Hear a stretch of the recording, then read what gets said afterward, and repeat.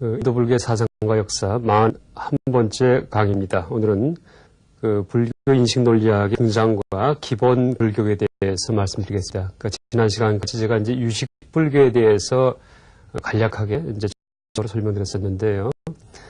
마지막 시간 얘기했던, 바로 지난 시간 얘기했던 부처님의 몸에 대해서 이제 설명할 때, 이제 자수용신, 수용신 같은 그런 보신, 응신을 말씀드린 적이 있는데, 우리가 보통 법신, 보신, 화신할 때, 법보와 삼신, 이제 삼신을 얘기할 때, 법신은 진리 부처님인지 알기 때문에 지금도 세상에 상주한 그런 진리의 연기의 이법이다라고 얘기할 수가 있는데, 또, 화신은 석가모니 부처님처럼 몸을 갖고 나타나신 부처님이다라고 얘기할 수 있는데, 도대체 보신이 뭐냐? 그러니까, 지난 시간에 말씀드렸던 수용신의 의미가 뭐냐라고 이제 상당히 궁금해하는 경우가 많이 있습니다. 근데, 제가 이제 티베트 불교의 경우를 갖다가 좀 참조로 얘기를 드리면은 티베트 불교에서는 보신에 대해서 아주 명확히 규정한다. 한마디로 해서 깨달으신 중음신이 보신이다 이렇게 얘기합니다. 그러니까 중음신은 뭡니까? 아직 이 육도 윤회 삼계 속에 오진 않았죠. 몸을 받진 않았지만 어떤 영적인 존재로서 그냥 남는 거죠. 이게 중음신인데 그런 중음신 중에 깨달은 분들, 이런 분들이 바로 보신이다라고 얘기하죠.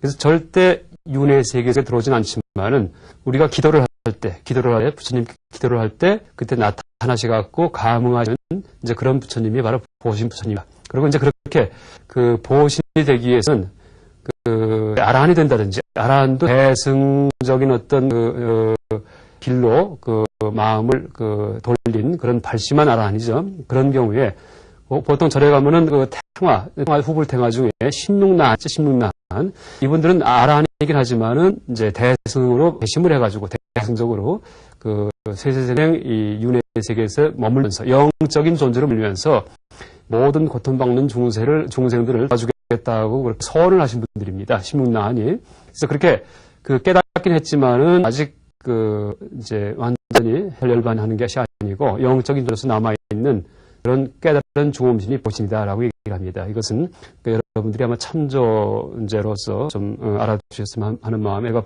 보충 설명드렸습니다. 오늘 말씀드린 이 불교 인식 논리학은 보통 한문으로 한문 불교권에서 인명학이라고 얘기했던 거죠. 인명학.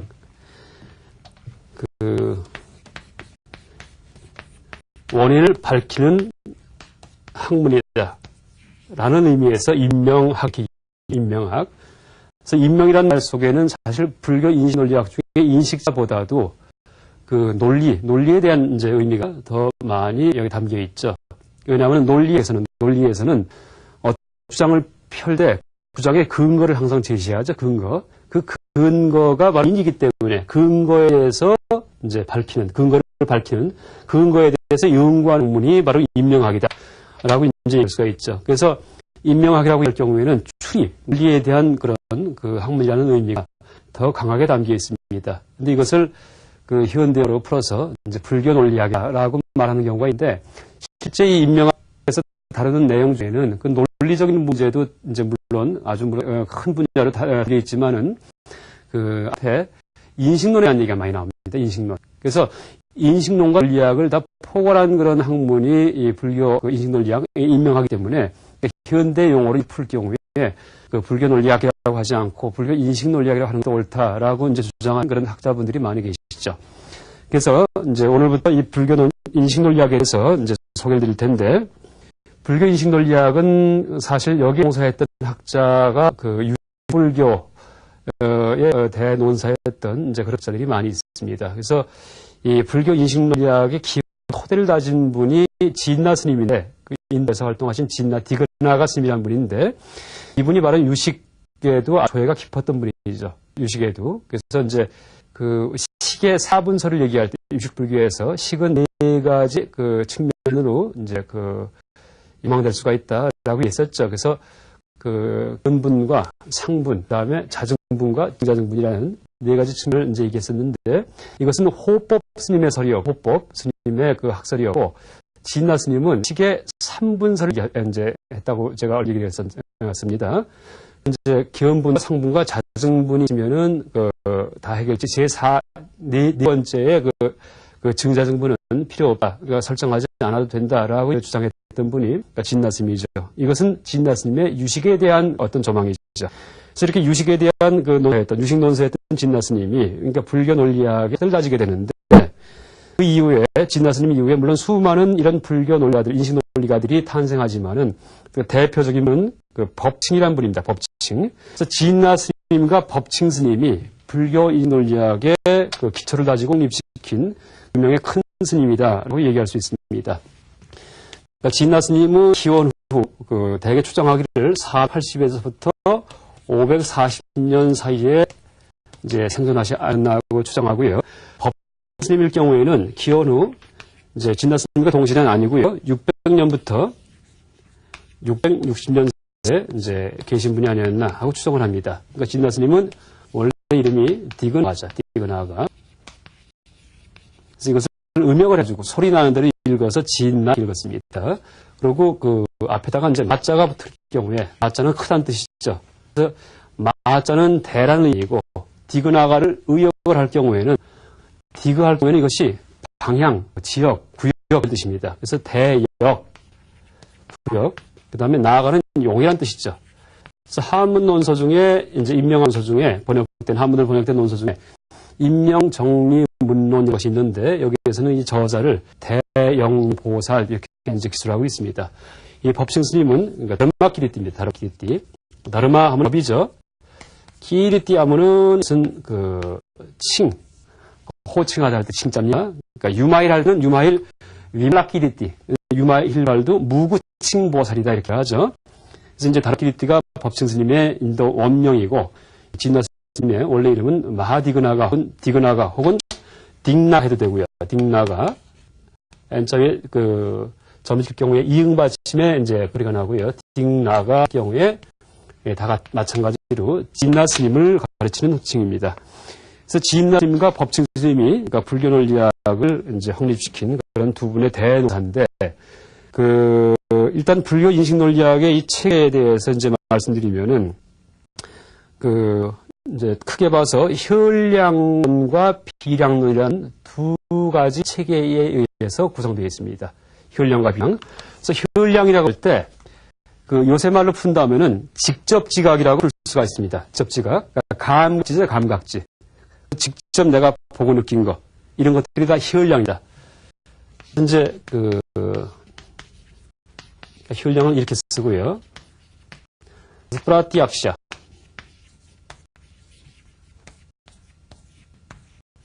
프라티란 말은 어디 앞에 이런 뜻이고요. 악시란 말은 눈이라는 뜻입니다. 눈. 그래서 눈 앞에 나타난 것, 바로 코앞에 나타난 것들, 면전에 나타난 것들, 이런 게 직접 지각되겠죠. 그래서 혈량, 코앞에 나타난 것을 보는 인식이기 때문에 그 프라티악샤라고 합니다. 그 다음에 이제 또 하나의 이제 지식을 얻는 방법이 비량이 있습니다. 비량. 비량은 아누마나 라고 얘기를 하는데 이것은 뭐 잇따라서 생각되어진 것 이런 뜻입니다. 잇따라서 생각한 것. 무슨 뜻이냐면은 직접 보고 안 것이 아니고 간접적으로 안 것이라는 뜻입니다. 간접적으로.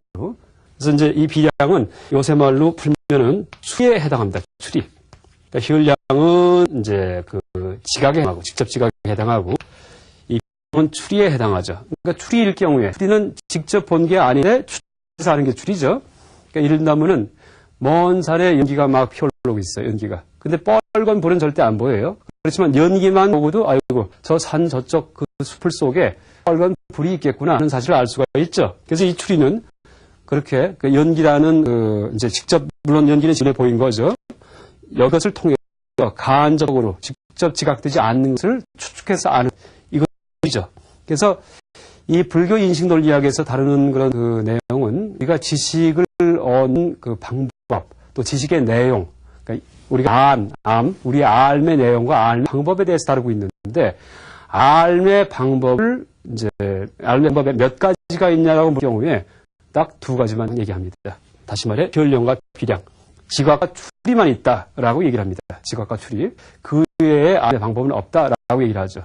그런데 이제 이 불교 인식논리학 말고 인도 내의 다른 학파들, 바라문교의 여러 학파에서는 이것 말고도 다양한 그 지식을 얻는 방법을 이제 설정한 게 있습니다. 뭐, 이 성의 말을 통해서 지식을 얻을 수도 있다. 아니면은 이제 어떤 비교를 통해서 알 수도 있다. 아니면 임작을 통해서 알 수도 있다. 여러 가지 이제 그런 지식 수단 방법을 설정한 경우가 있는데, 저는 그런 것들은 전부 다 비량에 포함된다. 추리에. 그래서 그런 것들을 다른 별도의 지식 얻는 방법으로 설정할 필요가 없다라고 얘기합니다. 설정할 필요가 없다. 그러니까 남의 마음을 하는 것도 추리를 통해서 하는 것이지, 암만 그것이 진리라고 하더라도 이제 별도의 인식 방법이 될 수가 없다라고 얘기를 하죠. 그래서 지식을 얻는 방법은, 그러니까 알을 얻는 방법, 지식을 획득하는 방법은 두 가지만 있다. 무엇이냐? 희량과 비량이다. 라고 얘기를 하죠. 직접 지각된 거, 추측된 거, 딱 두 가지다. 라고 얘기를 하죠. 그럼 희량과 비량, 직접 지각된 것과 추측한 것의 대상은 대체 뭐냐 할 경우에, 희량의 대상을 자상이라고 얘기를 합니다. 자상. 비량의 대상은 공상이다. 이렇게 얘기를 합니다. 공상. 자상은 스바락사나, 그 다음에 이제 공상은 사만의 낙나.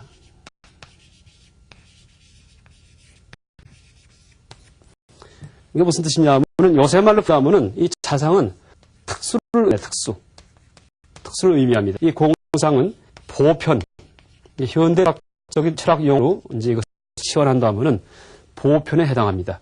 보편은 이제 무엇이냐면은, 예를 들어서 그 소보편이라고 할 경우에, 혹은 개의 보편이다 할 경우에, 개 중에는 뭐 세파트도 있고, 치와도 있고, 무슨 진돗개도 있고, 종류가 있겠죠. 근데 우리가 처음 보는 어떤 동물을 봤는데도 금방, 아이고, 이거 개하고 알 수가 있죠. 왜 그렇게 알 수가 있겠어요? 개의 공통성을 갖기 때문이에요. 다른 개와. 구멍 짓는 거, 꼬리 치는 거, 사람을 따르는 거, 이런 것들이 공통성이죠. 그런 공통성의 토대를 둔 인식이 다 보편에 대한 인식이죠. 보편에 대한 인식. 그래서 이제 특수한 소라고 하더라도, 특수한 소, 얼소, 검정소, 흰물소라고 하더라도 소보편을 갖고 있어요. 보편, 공통점을. 그래서 이렇게 개 할 때 그런 개념으로 나타나는 것들은 전부 다 이 공상이다, 보편이다. 다시 말해 일반자다, 일반자, 현 철학 용어로 라고 얘기를 하죠.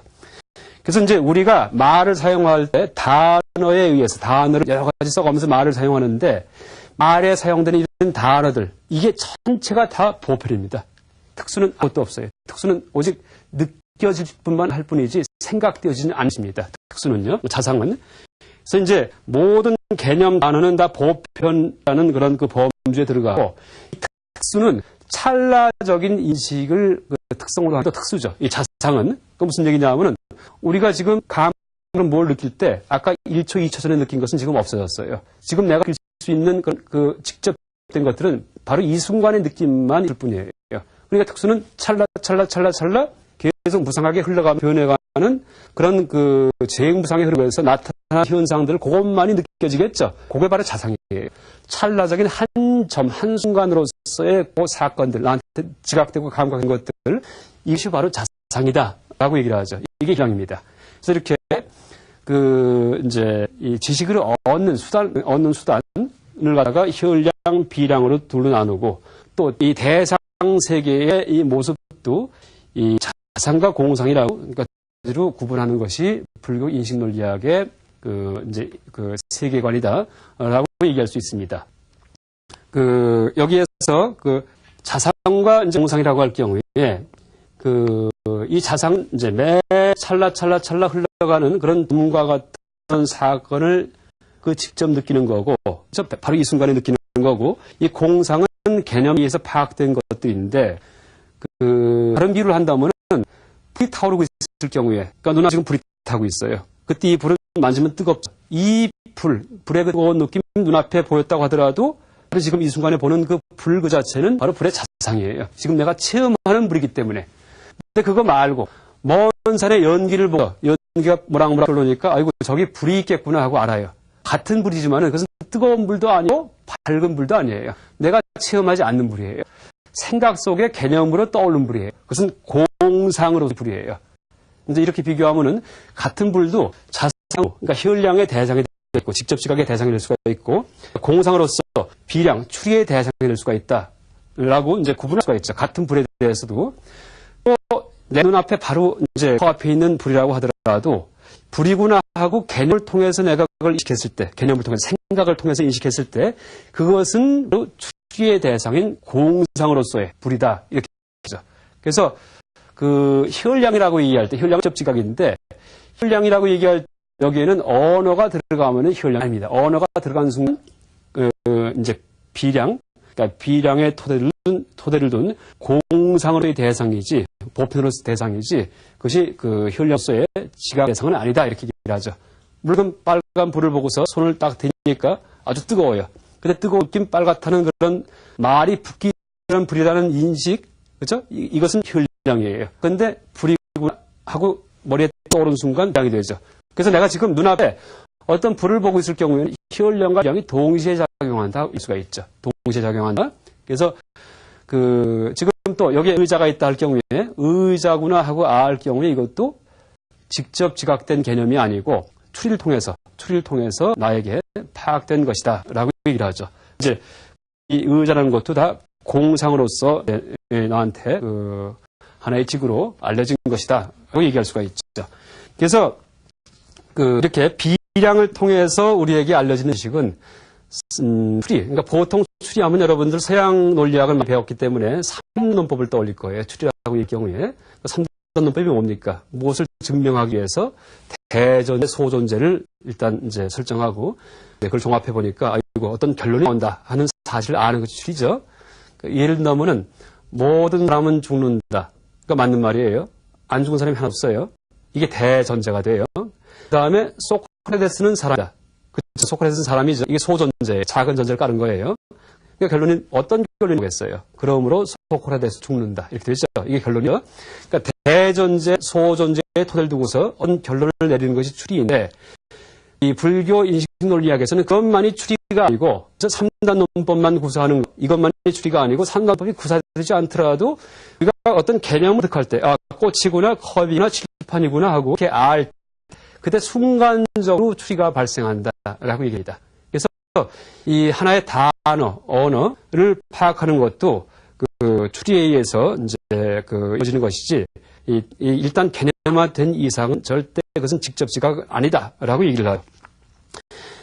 이제 추리와 이 지각을 구분하고 추리와 지각의 대상을 공상과 장이라고 얘기를 하는데 일단 이 불교 인식 논리학에서 제일 많이 다루고 있는 분야는 지각의 분야가 아니고 바로 밑이 공상, 다시 말해 이제 추리의 분야입니다. 그러니까 추리의 문제에 있어서 여러 가지 다양한 오류의 문제가 발생하고 그다음에 어떤 것이 올바른 추리인지 잘못된 추리인지 같은 그런 가치 판단적인 문제가 발생하기 때문에 이 불교 인식 논리학 저술 내용의 대부분의 부분은 바로 추리에 대한 부분에 할애되어 있습니다.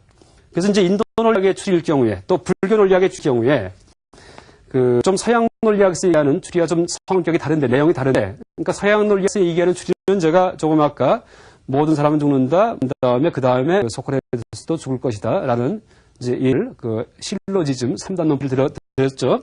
그런데 인도 논리학서 혹은 불교 논리학서는 그렇게 추리를 내세우는 것이 아니고 같은 예를 든다면은 먼저 소크라테스는 죽는다 이 말부터 합니다.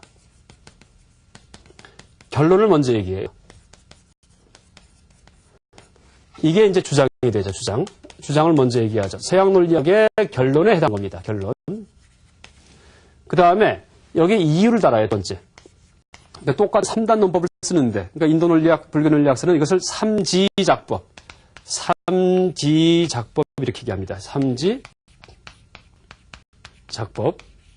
얘기를 하는데 그 두 번째 이유를 하는데 여기 뭐라고 이유를 하냐면은 사람이기 때문에 이렇게 얘기해요. 누가? 소크라테스가 사람이기 때문에. 그렇죠? 그 다음에 이제 뭘 듣냐 하면은 신뢰라고 하는 것을 마지막에 듭니다. 신뢰. 그래서 이것은 뭐냐면은 마치 예를 들어서 이제 플라톤처럼 이 사람도 죽은 사람이 하나죠. 지금 죽어 없어진 사람이죠. 이것이 인도 논리학, 불교 논리학에서 얘기하는 3단 논법입니다. 그래서 이 이유에 해당하는 것이 서양 논리학의 소전제에 이제 해당하고요. 그 다음에 신뢰에 해당하는 것이 서양 논리학의 대전제에 맞아, 대전제. 왜냐하면은 신뢰를 하나 들긴 들었지만은 여기에는 어떤 의미가 포함되어 있냐면은 모든 사람들은 죽는다. 는 의미가 내포되어 있습니다. 그 모든 사람 중에 하나의 예로서 플라톤을 예를 들은 것입니다. 그래서 실제 마치 플라톤처럼 한 다음에 이제 이 모든 사람은 죽는다 이런 말 갖다가 실제 쓰기도 하죠. 그러니까 쓰면서 인단론법을 이제 구성하기도 하고 이 신뢰 요거 하나만 들더라도 이 모든 사람은 죽는다는 대전제는 의미가 이 안에 포함되어 있기 때문에 굳이 쓰지 않고 예만 들기도 하고 주로 이제 예만 들어갖고 3단 논법 구성을 하죠. 그러니까 서양 논리학에서 얘기하는 3단 논법과 비교한다면은 그 순서가 뒤바뀌어 있죠. 서양 논리학은 대전제를 먼저 얘기하고 큰 전제 모든 사람 죽는다 이것도 얘기 먼저 하고 소전제를 가운데 얘기하고 마지막에 결론을 얘기하는데 이 불교 논리학, 인도 논리학의 3단 논법, 삼지작법에서는 먼저 주장, 결론부터 먼저 얘기하고 그 다음에 이유를 줘, 그 다음에 신뢰를 내세워서 이제 그것을 입증을 하게 됩니다. 그런데 실제 불교 논리학에서는 뭐 소크라테스 죽는다 이런 예를 가지고서 이제 3단 논법을 설명하지 않고 대개 이제 상투적으로 등장하는 그런 3단 논법이 있어요. 그러니까 제가 이제 지금 여기 써본다면은요. 일단 주장은 저 산에 불이 있다. 아까 제가 말드렸듯이 이게 주장이에요.